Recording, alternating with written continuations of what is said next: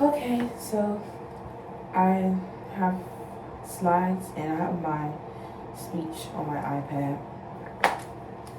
And so I'm reviewing my Artifact 2 paper. It was about family. So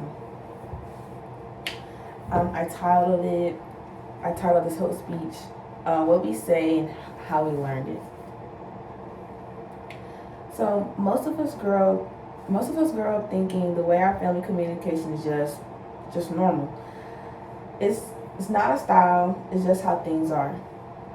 That assumption is exactly what this assignment challenged me to examine. For my artifact, I interviewed my mom. I interviewed my mom about how our family communicates. And what came out of that conversation gave me a completely different way of understanding something I have lived inside my whole life. Um, is this slide one? Perfect.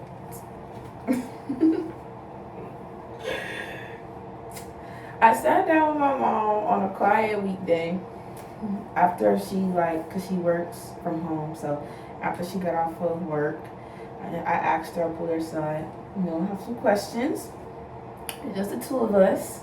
And I told her it was for a class assignment, and she was immediately on board. She loves when I have something to do for school, so she was on it.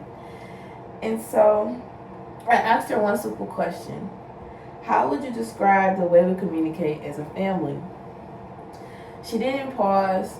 She said, and I'm quoting, "What we say is what we mean.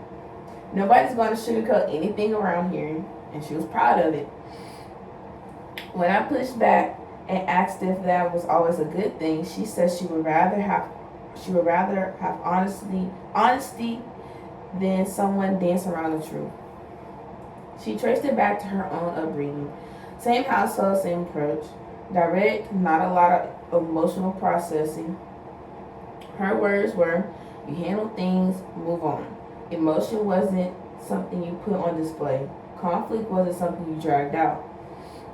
The moment that surprised me most came at the end. I asked how she thought I communicate compared to her. She smiled and said, "You're kind of the same, but you process more. You process more before you talk about it." I did not expect her to say that. That one observation ended up being the most important piece of evidence in this entire analysis.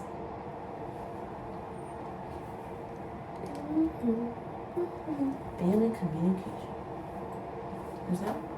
Yeah.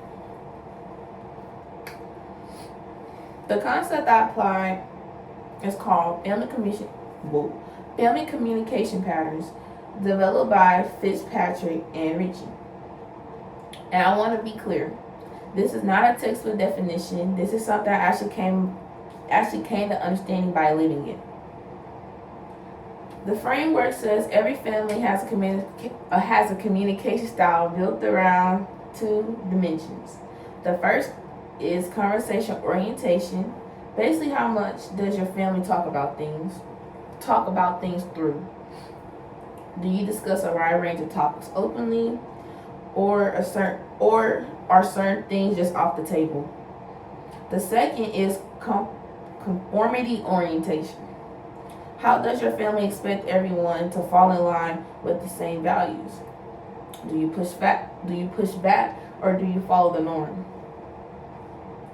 What makes this framework useful is what it says about invisibility. These patterns feel completely natural to the people inside them because they've been reinforced over and over since childhood, often for generations. You don't see them as a style, you just see them as how things are. Based on the interview, my family falls into the model calls the protective type, no conversation orientation, and high conformity orientation. You don't process out loud, you hold it together, and you handle it and move on.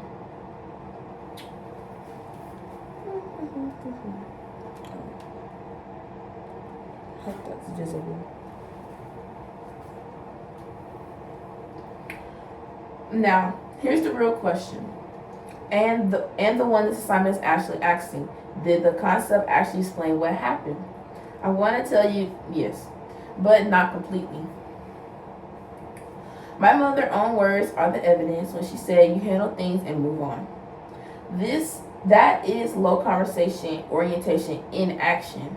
There was no pace for extended emotional processing. When she described being expected to be strong, to not make scenes, to conform to the way things were done in her household, that is high conformity orientation. Text, oh, wait, what? and the fact that none of this never ever felt like a pattern to neither one of us. That invisibility is exactly what the theory predicts. So yes, the framework maps cleanly onto what she described. But where I think the concept is not sufficient on its own, my mother identifies something the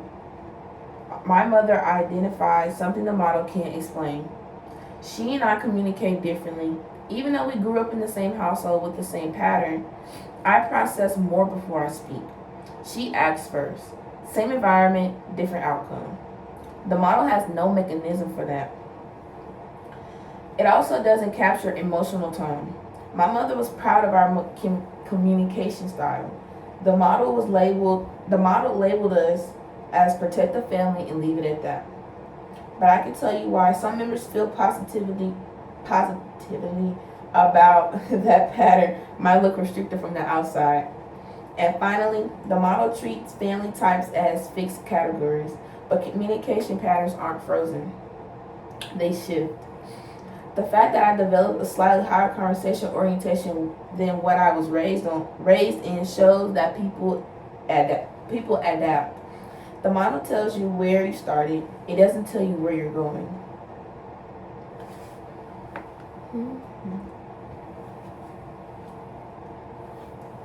So here's where I land.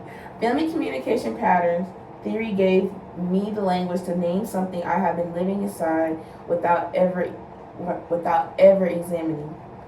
It was the right concept to use, and the interview proved it. But it's a starting point, not a complete explanation.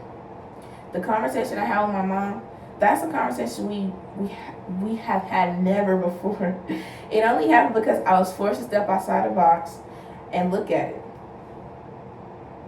That's what emotion concepts are actually for. Not to label your family and move on, but to understand how you get here and decide what you want to carry forward. The concept named it. The conversation proved it. But real communication is messier than any model. And understanding a pattern doesn't mean you're trapped in it or trapped by it. Thank you.